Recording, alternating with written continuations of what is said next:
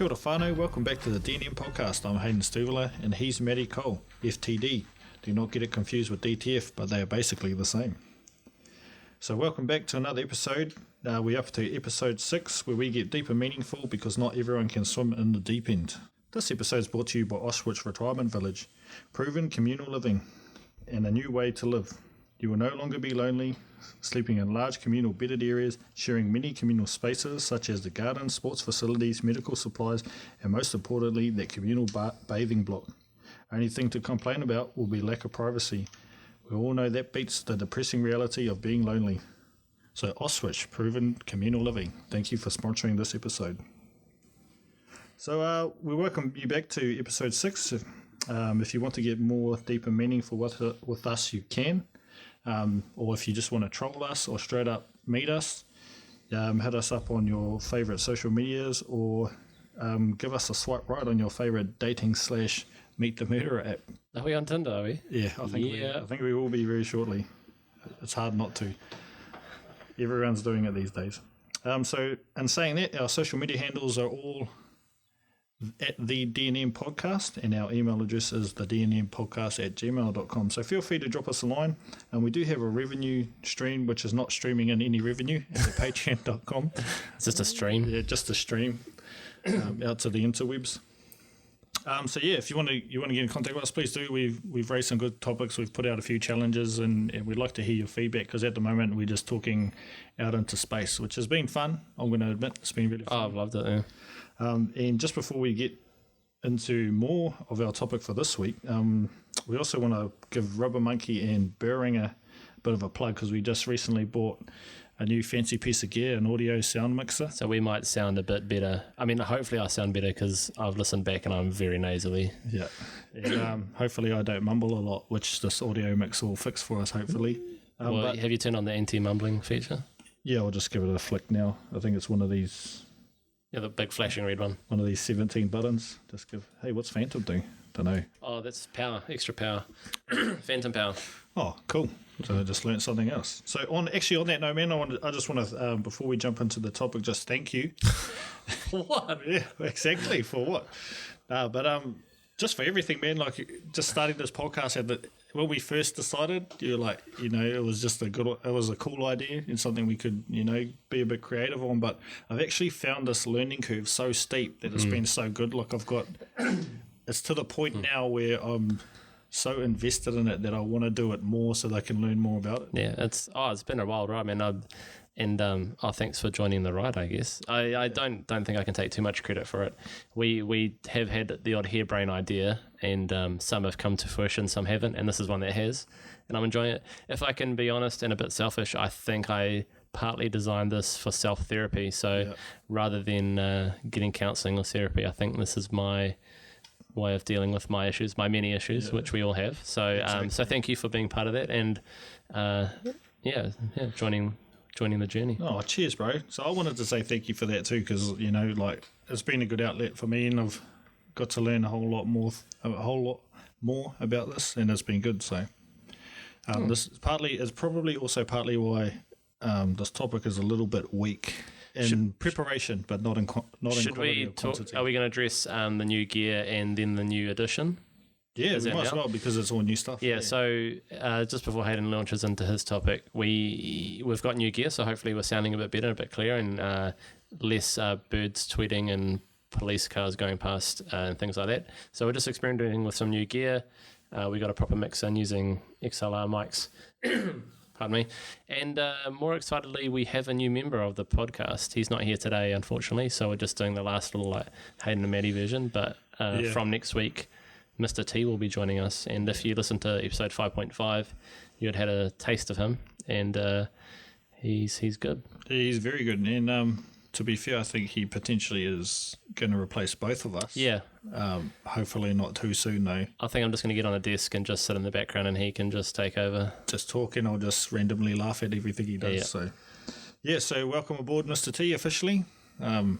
I'm sure it's going to be a good ride. It was good having to chat to you last week. It's good. I think it's good to have a third voice, third opinion. It kind of balances out, and I think it makes it flow a bit more natural too. So I'm more than happy to have him along. And that's not to say we won't have any more guests, but he's definitely I think he's almost host status, I'd say. I wouldn't say he is a guest. Yeah. I'd say he's now an integral part of the casting crew. Cool. So yeah, welcome aboard. And on that note, man, the topic for this week is the future. So I actually didn't write down too much about this because we don't know what's going to happen in the future for starters. And I kind of came about this because I had another topic in mind, and it was conspiracy theories, and we're going to get into that later. But then when Elliot joined and he talked about death, and that maybe we should start at the other end and like look into the future and work our way back. I was like, well, actually, that's something that a lot of people don't actually do. Like, sure, we have a 2-year, 3-year, 5-year plan, but reality is, does everyone go down and have a look 10 years, 20 years down the track? Because if you come to me in 2011 and said to me, you're going to be in the same job in 10 years' time, I would have said, whatever. I was like, how do you even know that? I was like, at the time I had no job. So I was like, how do you know I'm going to have the same job in 10 years' time? And to be fair, bro, it's gone really quickly, and I don't think I would have envisioned staying in the position either. So yeah, that's why I chose the future. I was like, why don't we look forward and then work our way back? And then I was like, well, actually, this is a great idea because, even at home, I hardly talk about it beyond the year, or probably even beyond like months. I don't think I look that too far forward. And yeah, man, and then I was thinking, and then we're talking about what the current society of children were today, and I was like, I wonder what that's going to look like for my kids in the future. So I've got young kids now, they're both under 3, 20 years down the track, I'm probably having the discussion about death. It's too late. And yeah, who knows, man, they might, this Auschwitz thing might be where they pick me off to, because they're not interested in looking make you after into a caramel slice. Yeah. So first of all, man, I wanted to get your discussion. Do you think about the future often, and how far into the future? Wow, it's interesting. So I've, in going through what I've been through lately in terms of ending a relationship, a long-term one, it definitely has put my future into a different path. Whereas before I would have been like, marriage, kids, and that thing. And now I'm back to taking steps back and now rearranging everything. So truth be told, I haven't thought that far ahead. When I think about the future, I think that there can be a bit of a danger in living too far in the future, like thinking too much about it, worrying too much about it. But there's also a danger in not doing enough about it. And then the danger about thinking too far ahead and planning too far ahead is that maybe don't live in the present. So I think there's a real balance to do both, is to think ahead, live for now, and kind of reflect on the past as well, because I think there's 3 parts to how you conduct yourself. So truth be told, at this stage, especially with my job and what I'm doing currently, I am just trying to get through to about a month's time from now, and that's about as far as I'm thinking. In terms of like long-term future, I don't know, man. Truth be told, I don't think about it that much, because I feel, and I don't plan too much far ahead, because I think, me personally, if I plan too much and then I don't get somewhere, I can get pretty disheartened by it. Like if I said, I want to be married by 25, well, that ship's been and gone, and then I'd be upset, Yeah. So I just kind of take it as I go, and to a large degree, because I'm fairly optimistic, I think I know stuff like that's going to happen anyway. Yeah. So I don't stress too much. Like, I'm going to get married one day and have kids and all that. Like I have faith. I don't know if faith's the right word, that's going to happen. So I don't think too much about the future. But then I do make plans and decisions that would impact positively my future. Yeah. I think. Sorry. No, you go. If you were to plan ahead, how far ahead do you think you should go? I guess it depends on the person. Like I say for myself, because I can sometimes think negatively about myself and things. If I thought too far ahead and it didn't happen, I would get ahead. As to in terms of bringing in a number to it, don't know, man. Like, like I know people say things like, we've got a 2-year plan, then a 5-year plan, and a 10-year plan. Yeah. I don't think I really have that. I mean, I have general things that I want to achieve at some point, but in terms of putting a time frame on it, I don't. I think maybe that's also because I like to seize opportunities or make opportunities. So, if one of my goals to be, I don't know, like ahead of something, then I don't necessarily say I want to by 2030, I want to have that. I'm going to always work towards it, always bearing in mind my future. And that opportunity might come up next year. It might come up 2 years from now. But as soon as that opportunity arises, I'm going to take it. I'm not going to, if it comes up 2 years from now, I'm not going to put it down because I'm waiting for 2030. I'm just, the next opportunity, I'll take it. Yeah. Fair enough, man. Like I'm in a similar boat. Like I don't potentially look too far into the future because I've always been of that, and we talked about this in the meaning of life, where I believe like timing is everything, and so you'll get what you need to get and what you don't need to get at the time that you're supposed to get it. So in terms of like planning, I've never been a huge planner, and it probably comes through in my work. Like people come through and say, oh, we need this done, and I don't really ask when do you need it done by. Kind of just go, okay, cool. How important is it to you that it gets done? And then I gauge from there whether or not I need to properly plan that and get prioritize it sooner. Yeah. So, for me, I've never really looked into the future, just because I've more been a live in the present kind of guy. Similarly with even reflecting on the past, I'm like, well, the past is the past. I've been there, done that, and it is what it is. So I haven't even reflected on that too much. But there is some good learning around reflection and looking at things and trying to figure out whether or not you could have done it better, or if there was a lesson to be learned in that. So I'm getting better at that, actually. Just taking a bit of time out to reflect back and have a look. But in terms of the future, I don't really plan too much for my own life and what's going to happen. But when I do look into the future, I just think that it's going to be a whole lot more dire than it is now.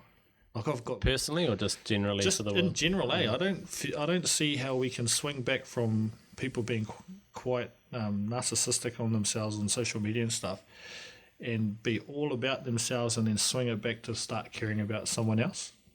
And I don't know. Maybe I'm just being too pessimistic, but I feel like the kids are not doing a great job at being better, and that's probably not the kids' fault. It's probably the parents' fault. As parents, we're probably doing a worse job than we should be doing to make sure that change is turned around. But like I talked about with my mum, and my mum when I was younger, my nan's always been old to me, but when she started getting really old and not being able to move around and lost the ability to drive her own car, I talked to my mum. I was like, why don't you chuck her in an old person's home? Maybe Auschwitz. I don't know. And she's like, that's no quality of life, and I would never do that to my mum. And I was like, yeah, fair point. And now that I'm at that age now where potentially I've got to start looking after my mother, I would never do that to her either, because I would hate to not see her there, unless there was some sort of requirement where it was better that she was there, where she got the medical care she needed, or, all her friends are there. Had a better quality of life, maybe. Yeah. And maybe happy hour lasted 4 hours instead of 1 hour, I don't know. But yeah, my mum was like, I'm never doing that. And so now that I look at it, it's actually coming, I don't know if it's becoming better or worse, but I feel like it's getting worse. Just the general future? Yeah, just in general, like we talked about it yesterday on 5.5 with kids, if they have more respect or less respect for the elderly than they do. And, that was always number one for my mum, was to make sure that you respected your elders. Yeah, I mean, like I say, I'm a fairly optimistic person, but I think there are some real serious issues, and there's going to be a real hit point of where it all becomes a lot or too much, and I'm not sure we're quite equipped to deal with it properly for a positive outcome. Yeah. So yeah, I mean, I agree to a point, and I think it's sometimes easy to be, I don't know, maybe pessimistic or negative, but I think there's a lot of good in the world too, and there's a lot of good people coming up and a lot of good things happening, but there is a lot of negative stuff. And I think part of the problem is that we can see so much more of the negative stuff because there's social media and technologies more quickly showing us the negative stuff, So we see a lot more of it, we're bombarded with a lot more of it, but I think there is probably more of it. But there's also a lot of good, but that doesn't necessarily make good headlines or get shared around as much, So, yeah, future looking glum. I'd probably say so. Yeah, I want to be hopeful. I'm a positive person. So, it, I just feel like that not much has been done now to change it. Like down to devices in schools, and we've got a rule here where you're not allowed to have your phones out. Phones in pockets, that's the rule. But then we just had a discussion today about one of the students making a post, apparently during school time. And so the problem was around Instagram and how do we get to look at it and all that sort of stuff. I was like, well, why don't we just roll it back to the rule where it should have been in the pocket? Okay, did you post? Yep. Well, that's it. We're going to give you a consequence for that. And so, I don't know. Like, and it's the same thing with yesterday around that kid calling out one of the staff members as being old. And to be fair, we all get older. But yeah, the lack of respect for that staff member is probably, I think, the hurting part. The part where we're like, well, who's, so that's gone now. That moment's passed, and no one's pulled him up on it. So if we come back to him even today, it's 24 hours later, the effect that it probably could have had is diminished. And I don't know if anyone has talked to him. And he wouldn't have reflected on it himself. Yeah, definitely not. And so, like, it's getting worse, just straight off the bat in that small scenario. So, yeah, I don't know. I'd like to be optimistic that that the flower power generation will come back and save us, and we'll push reset on like being kind. And I think part of the problem, excuse me, is that human nature. I think this is human nature, is that we don't necessarily care for things until it's like affects us. No one. People don't generally donate to charities, like cancer research or whatever else, until suddenly a family member has cancer, excuse me, or themselves are affected by it. Same with climate change. Yep. Not many people are going to care as much until one day we go, okay, we generally can't breathe anymore, and it's now 35 degrees Celsius all the time. Yeah. And then people are like, oh, okay, well, let's plant some trees, but then it's too late. So I think part of the problem with the future is that while we can, as humans, we have this great ability to use our imagination and be creative and think about things like in the future, but unless it's got some real world implication on us, and unless we can really see that happening, or we've got clues and evidence that we can verify that it's gonna happen, we don't necessarily take that on board. So I think that's why climate change is still not such a huge issue, is because people don't look outside and see it's 55 degrees and that there's fires breaking out all the time. So people think it's not a big deal because it's not affecting them, but in actual fact it is, and it's going to be a very serious problem for the future. Yeah, definitely. Like, they're not living in Fiji where you get a high tide and then half your island disappears. So yeah, man, like, and I'm a big, like, I'd like to think that I do my best for the environment. So, like, I gave up straws a long time ago, and try not to throw out any plastic bags and all that sort of stuff, and recycles as much as possible. But on the flip side of that, my partner, she's just like, what are you doing? I was like, oh, look, I'm just trying to save, make a small change for the better. And she's like, oh, it's just one plastic bag. I was like, yeah, but we've got one plastic bag and they've got one plastic bag, and Oh, mate, you're a better man than I. I'd almost agree with your partner slightly, because I know I was in the bathroom the other day here, and it said, you run your tap for 1 minute and that's 7 litres of water. Yeah. And I was like, okay, cool. Well, obviously I'm not going to run it for a minute, and I don't anyway. But, you go to like a company, like a Coke or something like that, and they will use millions of litres a minute. Yeah. And yeah, I'm sure heaps of their stuff's wasted, but no, I must have a short shower in cold water because Coke's pumping 70 million litres of water a second out of whatever, So it's like, I totally get it, man. But, if we all did it, like you say, definitely would add up. But then also, we've got these huge companies making millions, and they're probably, I think that's part of the problem with capitalism, is that you're for profit, you're for money, you're not necessarily for the future or the betterment of the future. Not to say everyone's like that, but for most companies, out for profit for future. And because those companies also too like to pump out that they're like, socially responsible companies. So, like, for as many millions of litres of water that Coke will run to generate their Coke and wash the bottles and stuff and get them ready, they'll also say, oh, but on the flip side, our bottles are fully recyclable. but that's the end of their job done. So it's up to you to then go and put that bottle into the recycling bin. So they're kind of, in a way, they're doing something about it, but they're not, if that makes sense, because it's still down to the person to go and put their bottle away. It's interesting that you raised the shower, and especially around Taimei, because I grew up in the country, bro, and no word of a lie, this is how we had to shower in our house. Our mum she'd run the water till it got to the temperature it needed to be at, and then we just filed in. So we go 1 in, 1 minute in and out, because we were on tap water, so we couldn't afford to waste it. Was it like a tank water? Yeah. Yeah. Oh, sorry, tank water. Yeah. So we had a tank. We had a big, massive tank, and we just had to conserve our water until it rained, and even You can have a minute and 20 seconds shower. Yeah. So it's a sticking point with me, bro. Don't raise it ever again.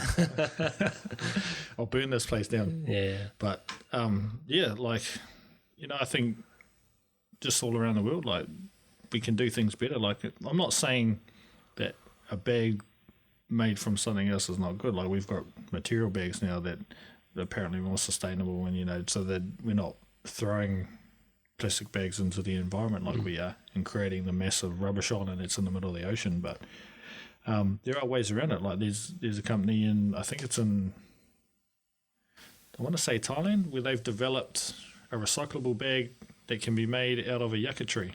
So the texture of it feels like a plastic bag, and same deal. It comes in neatly packed. You pull one off, take it. Biodegradable, probably. But it's biodegradable. It's waterproof until it gets to hot water, and then it breaks down.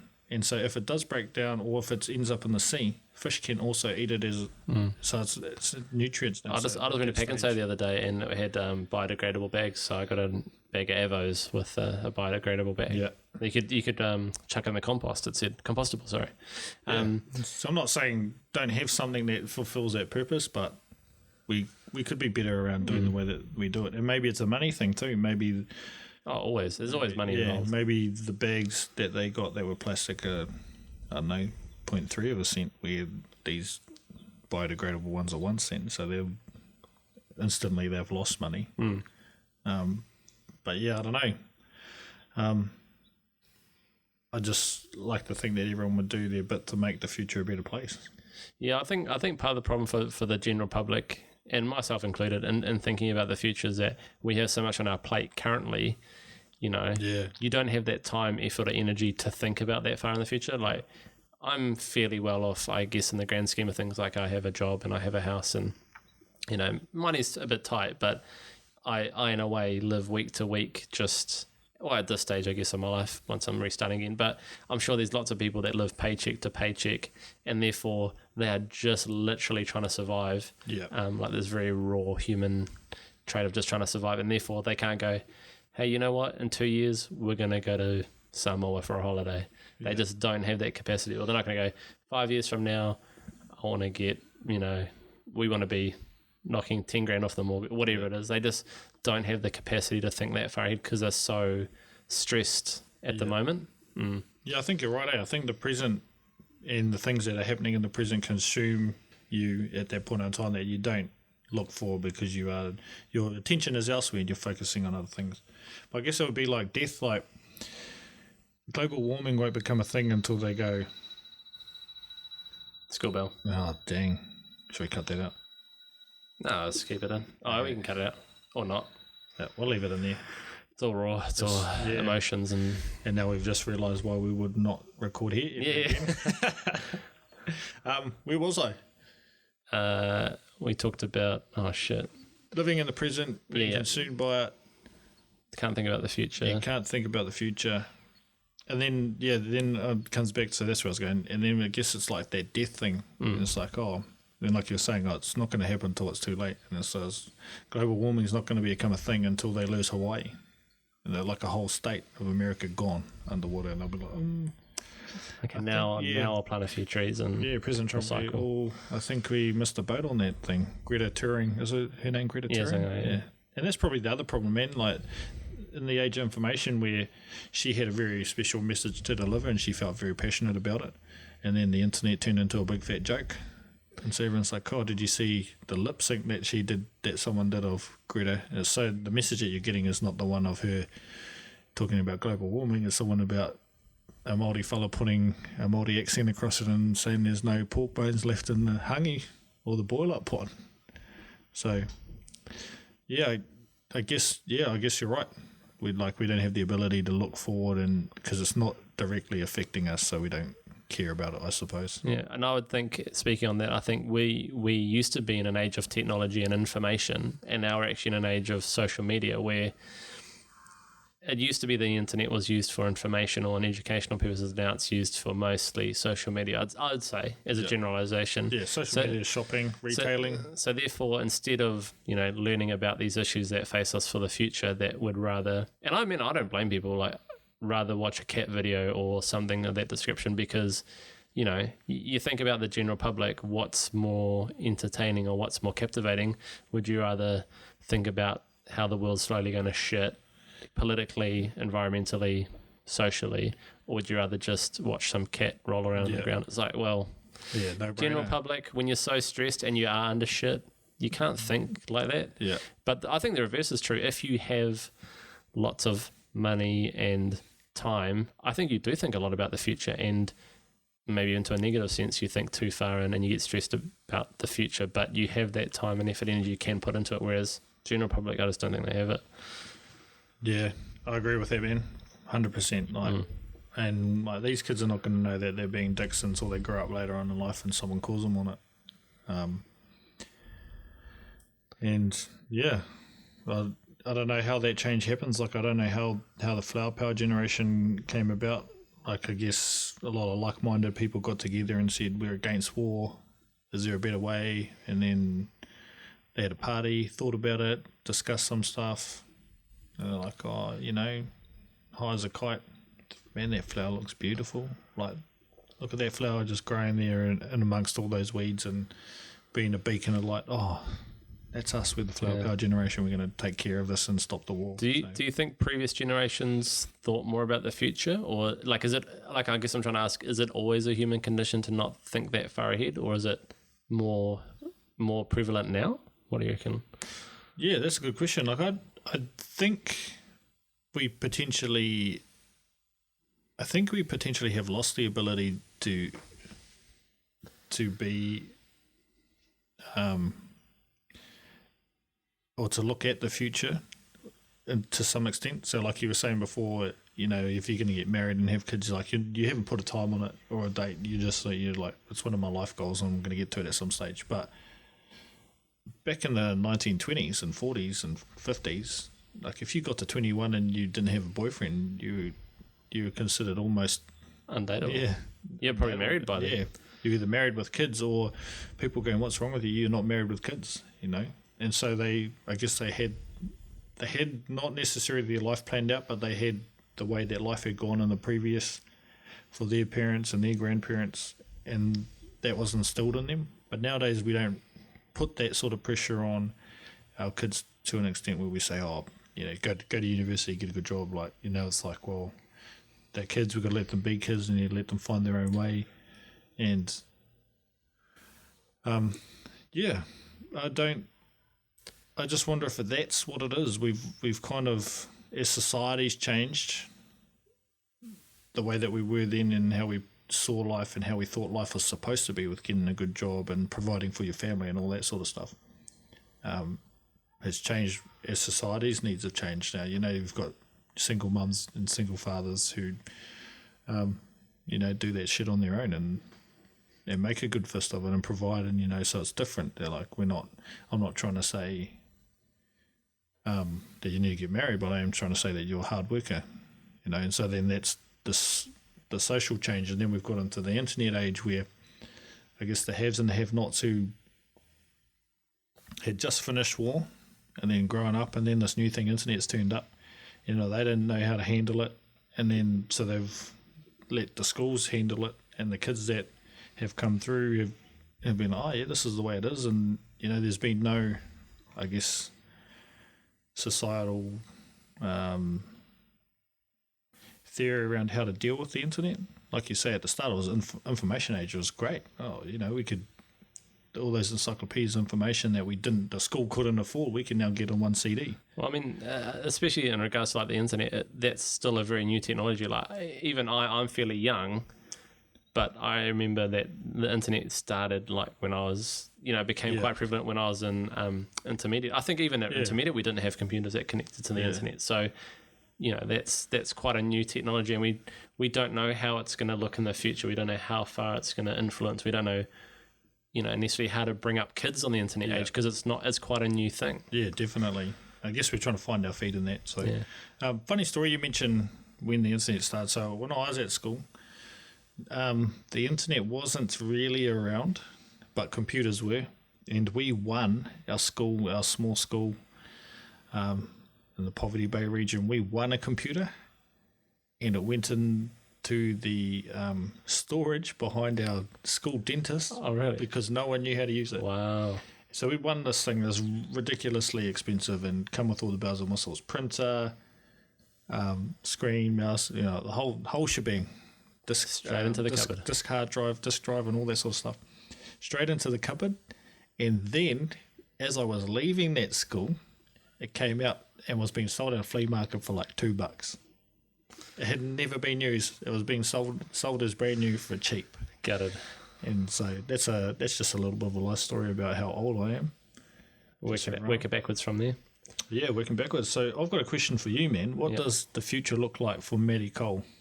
Not necessarily in your life, but what do you think the surroundings and the environment and the world looks like in the future for you? I guess, like I say, I have this thing about my future where I just know everything's going to be okay. So lots of the things that I want out of life, like a long-term partner and kids and stuff, is going to happen. Yeah. So definitely happen, bro. You're good looking. Yeah. Well, yeah, let's not sugarcoat it. That shirt you have. Dark night. Yep, maybe from a distance. So yeah, I don't know. I don't think about it too much because, like I say, I know it's going to happen. And also combine that with the fact that I think I'm fairly content with things, so I don't necessarily want too much. I've got a house, I've got a dog. My house isn't fantastic. It's okay. Yeah. It looks like an old 90s Pizza Hut. So that's a bonus in itself. Yeah. No salad bar though. So in terms of what it actually looks like, because I have that stuff and I'm quite happy with it, I think that'll be part of it. I'm probably going to have another house at some point, but I don't know what it looks like. I don't necessarily care that much. Yeah. So as long as I have a wife and a couple of kids, with ideally three. Three is my number. That's a good number. Then yeah, I'll be happy, and that's how I envision my future. Probably still stay in the same job because I love my job, as difficult as it is some days. And so I don't know really what I see apart from. And it's also a bit hard because I am so stressed at the moment. I'm just trying to survive. Just trying to get through the day. I'm like that general public where I am stressed. I can't think too far ahead because I'm just trying to make it to Friday. So I don't know, man. To be honest, and also to compound it and make it even more complicated, I've gone through a big life change anyway. Yeah. So I'm kind of reevaluating what I want and thinking a bit about the future, but. At this stage, I'm happy. Yeah. Oh, cool, man. Sorry I can't give you a nice answer on that. But like we say, we don't know what the future holds. I just wondered if you had an idea about what the future might bring for you or potentially everyone. I mean, and a part of it is, I don't know. And I'll jump on whatever I can. Like, if I'd have thought 3 years ago or 2 years ago, even a year ago, if I'd have thought, I'll be doing a weekly podcast, I'd have been like, nah. Yeah. Who's got time for that? Yeah. But then the opportunity, we kind of made the opportunity in a way, but then I just took it. So who knows what opportunities will come up in future or where I'll be. For lots of the stuff I've done in life, I didn't necessarily plan it or think it would happen in the future, but it just kind of popped up, took it and went with it. So in some ways, I'm just going to roll with what life throws at me, and just see what happens. Yeah, man, as you should. As long as you're happy, bro. I am happy. I'm very happy. It's all good. Yeah, for me, man, I've got high hopes. I've got really good high hopes for what the future holds. I reckon we have cured cancer by then. I reckon give that at least.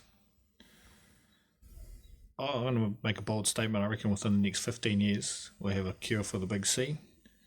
I hope that what I would really hope for is that, especially kids today, they start to become more thinkers, more critical thinkers, and start to think about these things that we're talking about now, like from a younger age. And, because at the moment, all we've got is basically a whole lot of digital sheep. So whatever propaganda gets thrown at them, that it's the fanciest, that's it. So hopefully they start to dissect that stuff a little bit more and go, well, actually, hang on, let's have a look at this person and see, like, how much value do they actually bring to my life or even the world and what we're doing. Because hopefully, like, and I'm only new to, like, looking at how teaching works, but it looks like it's moving in a good direction with, like, things like STEM education and, like, getting kids to be more hands-on and think about things more and hopefully integrate that stuff. Because at the moment, and this is exactly what they said when I was going through university. They're like, you need to be a computer programmer or have something to do with computers, because if you don't, you can be struggling. Mm-hmm. And that's exactly what's happening. You'll be putting in computers in boxes behind the dentist office. Yeah, basically, or it won't be boxes, it'll be people. It'll be like, you can't work here anymore because you don't know how this works. So sorry about it, but thank you for your 45 years of hard graft, but we're going to replace you with this this younger person who's just fresh out of university with a degree that 10,000 other people have, but know how to make stuff. So I reckon in the future, I don't know if we have flying cars. Personally, I don't really want flying cars, but I reckon they cure cancer. The kids of today become more humanistic and humanitarian, and hopefully think a little bit more than they do now about everything. Automated cars, self-driving cars, 100%. I'm down for that. I reckon, I'll be down for automated cars. I reckon 10 to flying one. 10 to 15 years, and electric also 10 to 15 years. That's got to happen. Yeah, definitely. I reckon there'll be a hydrogen car at some stage. Yeah. Yeah, I'm pretty sure. There already are some versions of that. Yeah, I'm pretty sure there's a guy out there who did develop one that ran on seawater, although he was found dead next to a beach. And I'll find out who it is, because that's part of my conspiracy theories. That's one of the episodes I want to bring up. 9?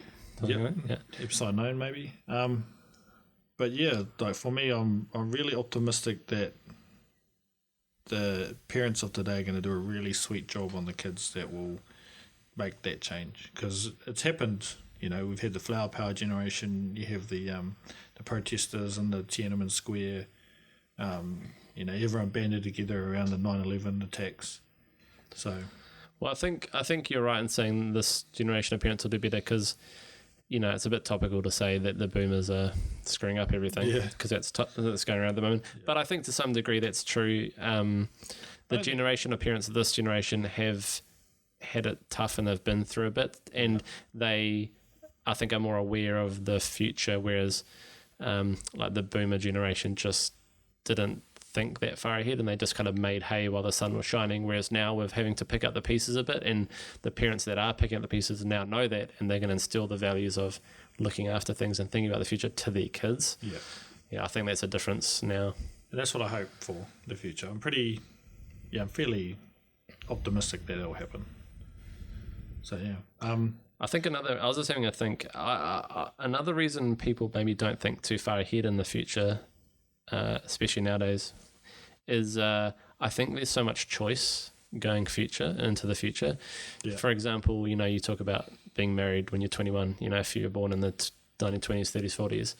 Well, your future in terms of your choices are really narrow then. Like if you're a woman, you had to get married to one because you could have spit out like 7 babies, and then you're a house mother. Like it wasn't like, I'm going to go do this, this, or this. So your choices for your future are really narrow, and your expectations are really narrow.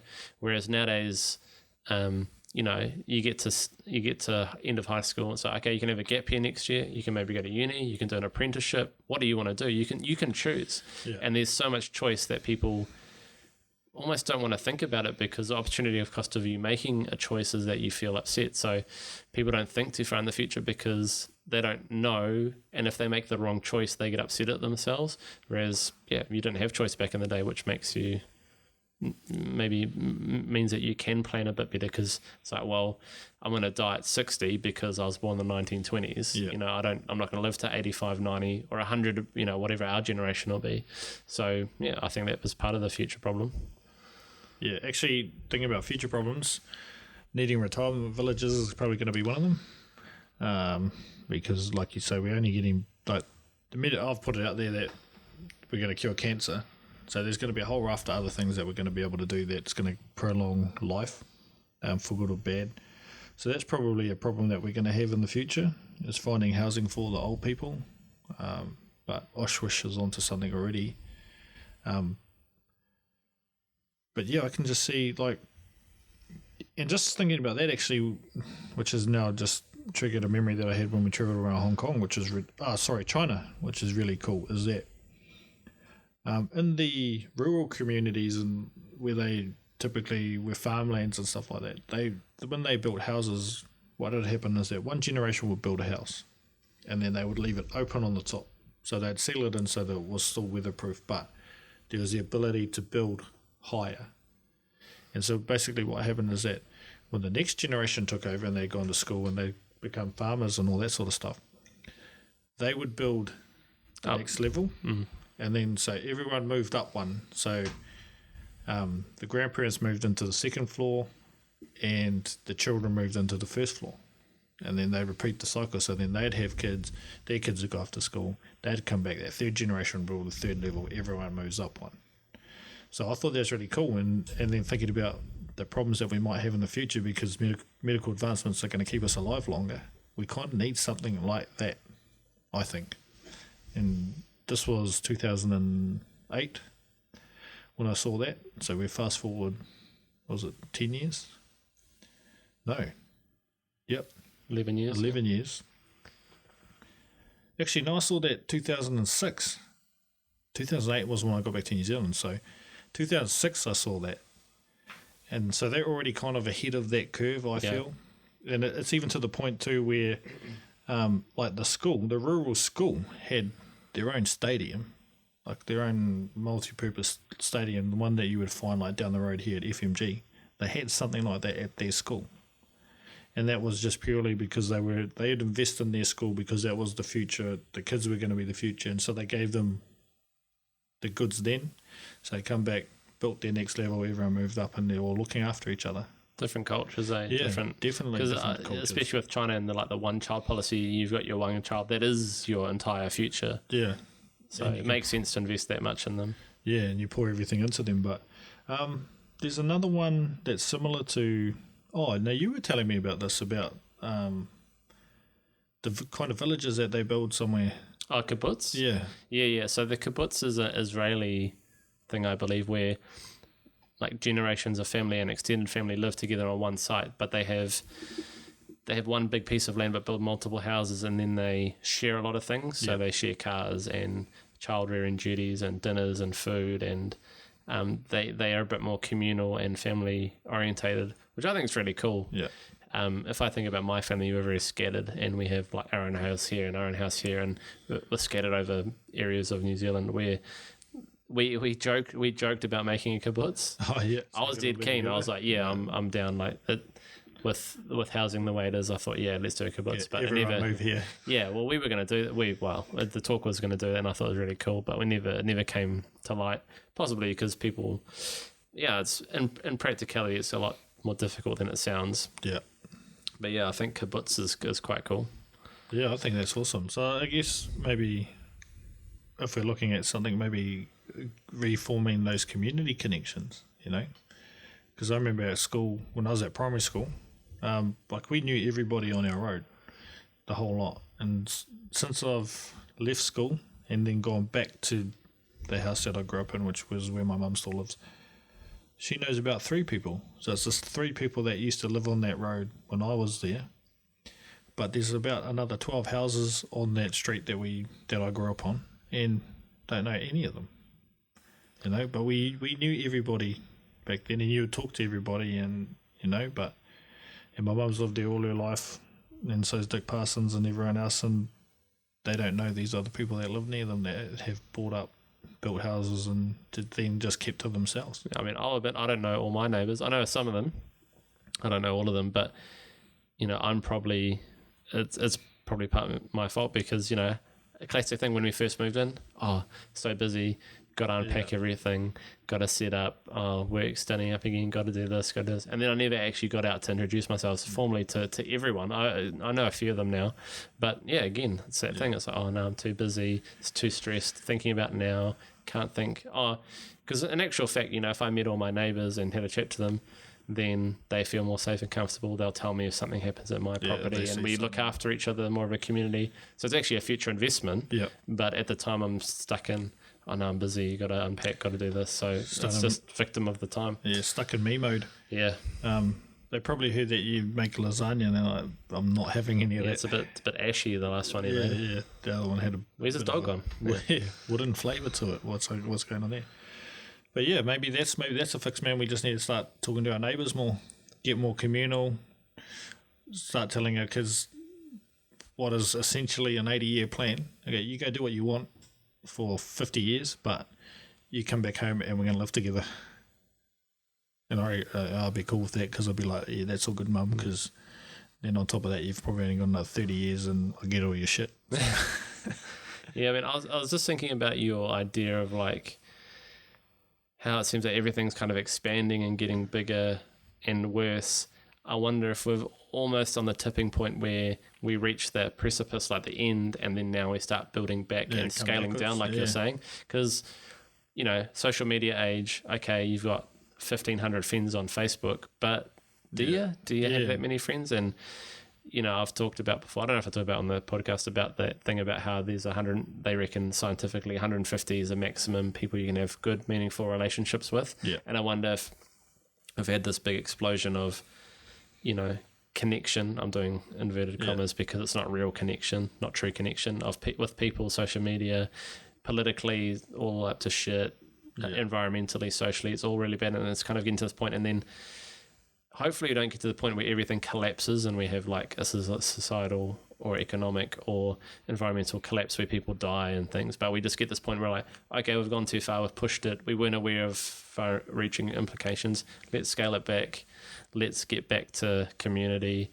cut the friends down, form meaningful relationships, get a meaningful job, scale back your wants and your needs to that you're happy with, and just scale everything back. Because we've obviously gone too far. Yeah. Obviously, human advancement and technology and license, all great, all good positive advancement, but maybe we've gone a bit too far and we just need to chuck it back a bit. Because, you think about human nature, meaning of life stuff, pure meaning of life replication, I was going to say procrastination, but it's not that. Procreation. Well, maybe a little bit. It depends on what you... Yeah, so maybe we've gone too far and we just need to scale it back, and then people will be more happy, think a bit further, have a bit more time and effort. I don't know.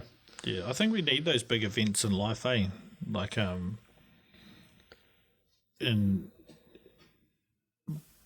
if I was to go back and rehash some of the events that have done this, so like obviously the war was a big one, and the flower power generation came through, and then you have the earthquakes in China where millions of people are buried, well, not millions of people, but thousands of people are buried and alive, and it almost takes a big special event, like even the tsunamis, and when did they happen? I don't even know. The Boxing Day ones. Yeah, so when they happen, that was a reset for those countries and those communities, and it probably did bring them closer together. And the big earthquakes in Japan, 9/11, any big tragedy. So I wonder hopefully we're not heading towards something like, hopefully it's like what you say, we're going to get to a point where we all realise and we go, hang on, we've gone too far, let's dial it back a little bit.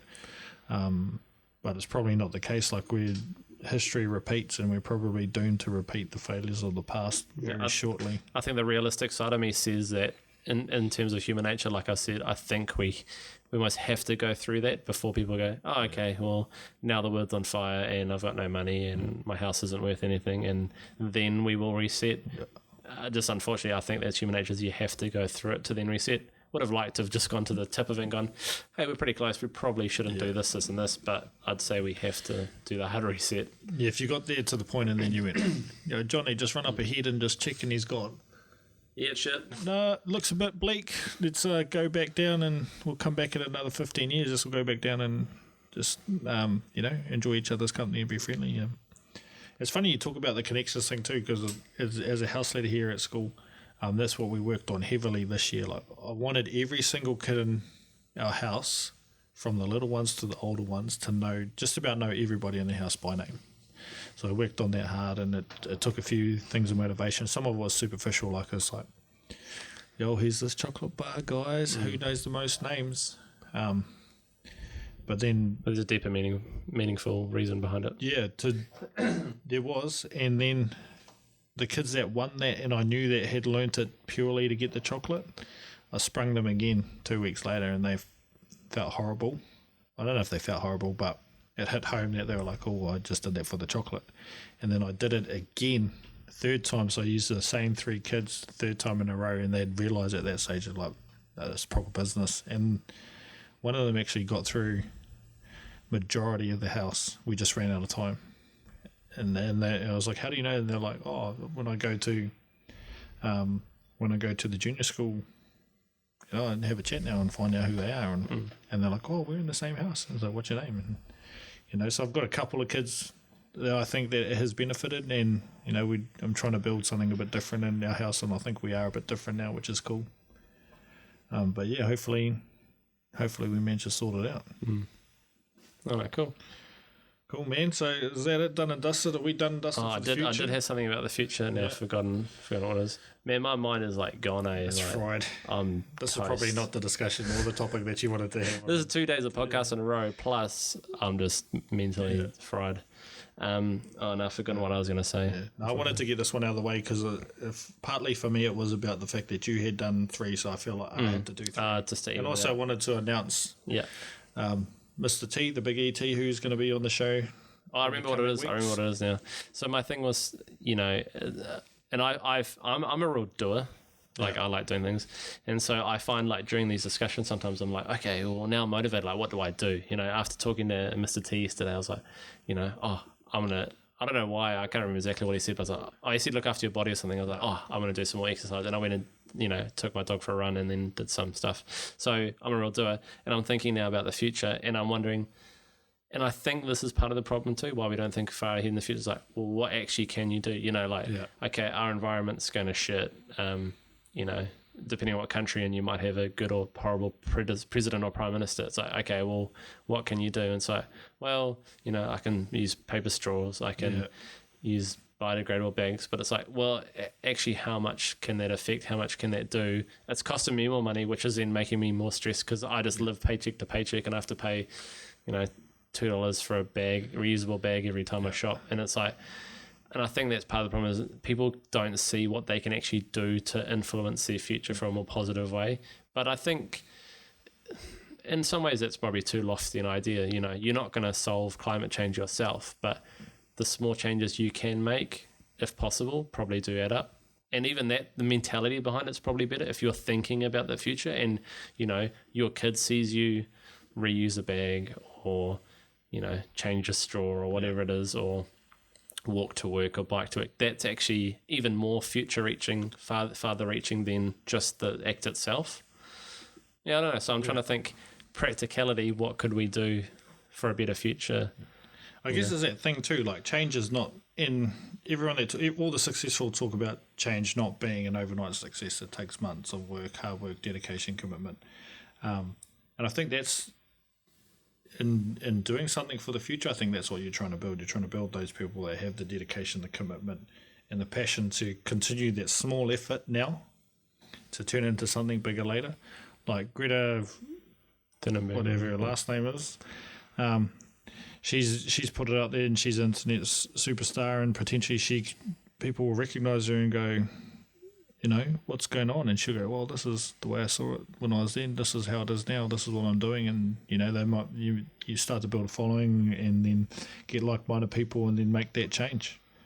So I think that's, I think partly in regards to the future, I think it's like you say, we can't see what's going to happen. We don't know what our actions now are going to affect what's going to happen in the future. But I reckon it's something we need to discuss, man, because we've just covered technology, society, global warming, planning, all these things that are future orientated and based and related. So, I wanted to put it out there as a topic partly because I'm like a big ideas man. I like to think about things outside the box, and I hope that we reclaim a whole lot of land and plant trees and stuff like that, and maybe bring back some animals that are near death. Just because I think partly that's a cool idea. Like, man, once it's gone, it's gone. Like, maybe medicine might be able to bring it back, but I've been watching the Jessica Jones series very factual. Yeah, on Netflix again. Some of the more factual content that I watch on Netflix. But for all the changes that they made to her and the other people that they made, they've turned into superhumans, they've come with massive side effects around anger and, the ability to control themselves and all that sort of stuff. So, once that kiwi and that moa is gone, they're gone. No, RIP the moa. I'd love to see those. Yeah. I like that though. So I was thinking, I want something to do to make change. But I think you've hit the nail on the head. That the first change comes about from talking about it. That's the first step in making the change and getting things to change. So it's not necessarily that you have to go out and use recyclable bags, but it's just talking about it for a start. Because then you can find out. I've got an interesting story about the future, if we can just go another minute. And I remember this. I can't remember where I read the story or why I read it, but there was a debate in New York City, I forget exactly when, early 1900s, late 1800s, something like that, where they had this big debate, and they were like, okay, well, if New York City continues to grow and expand population-wise and size-wise as it is now, if we keep expanding, the streets will be full of horse manure, because they had horse-drawn carriages. Yeah. And they said the amount of horses needed to transport goods and people around the city would just exponentially increase to the point where we wouldn't be able to get rid of it, and it would just pile up in the streets. We wouldn't be able to have horse-drawn carriages. And so they said New York is just unsustainable for the future. We can't continue on with New York City. It's too big, all these city planners. But then what comes along? The car. Yeah. And it just solves all the problems. And so therefore they thought in the future that New York City wasn't going to be a thing, and then along comes a new piece of technology. So I think it's just interesting that, we talk about all these problems, environment, definitely. Politics and stuff. Who knows what the next thing is that's going to potentially solve those problems. But it's exciting in a way too. Oh, yeah, I definitely agree with that. So, oh, man, that's cool. Yeah. I don't know about that. That's wonderful. Yeah, it's a cool story. I guess it's the same like, in older civilizations, like they were heavily communal based, and we get that saying that it takes a village to raise a child, which is heavily community based, and like people are doing it now, and they're doing this whole and doing a great job. Single mums and fathers out there, good on you. No doubt it's hard, but just the wealth of experience and knowledge that you can impart on that kid, because even between us two, we've got different life experiences and views on things. And so we can meet the same child and impart different things onto them and round it out. Yeah, that's cool. Yeah, you're probably right, because we've probably shifted back into like just a parent just trying to parent the kid, and it's like teachers can't say anything about my little darling child, and only I can tell them what to do, or they should only listen to me. Whereas you're right, back in the day everyone raised that kid, and if they were being a dick, then Greg down the village there probably hit them and said, you're being a dick. Whereas nowadays you can't do that, so therefore the kid doesn't learn. So I think you're onto something there. So man, that's the future. Yeah, that's the future. Hopefully we'll get together and live but definitely going to be here soon. Yes, scary. It's coming. We don't know what's going to happen. We think there's going to be heaps of good stuff. There's going to be some bad stuff. There's going to be an event that's going to press reset. We're going to charge through it. Zombie apocalypse. That's my money. I would love a zombie apocalypse, man. Yeah, honestly, that'd be me. I always thought, fuck it. Zombies, but I don't know if I'm cut out for that stuff, man. Interesting, we had a discussion about not the future, but the past when I was living in London with flatmates, and we were playing this game, and it's like, and they talked about it, and we watched, no, we didn't watch it. The question was, could you survive in the West?